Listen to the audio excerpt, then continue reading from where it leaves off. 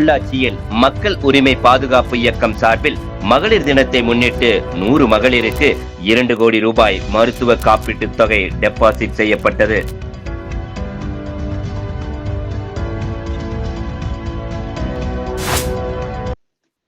மக்கள் பாதுகாப்பு இயக்கம் சார்பில் மகளிர் தினத்தை முன்னிட்டு ஏழை எளிய பெண்களுக்கு ஆண்டுதோறும் பல்வேறு நலத்திட்ட உதவிகள் வழங்கப்பட்டு வருகிறது.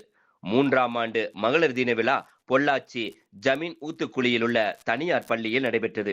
இயக்கத்தின் நிறுவனர் தலைவர் பாலசுப்பிரமணியம் தலைமையில் நடைபெற்ற இந்த விழாவில் ஏழை எளிய பெண்களுக்கு தையல் இயந்திரம் உள்ளிட்ட நலத்திட்ட உதவிகள் வழங்கப்பட்டது. மேலும் மகளிருக்கு ரூபாய் 2 லட்சம் வீதம் 2 கோடி ரூபாய் மருத்துவ காப்பீட்டுத் தொகை செலுத்தப்பட்டது.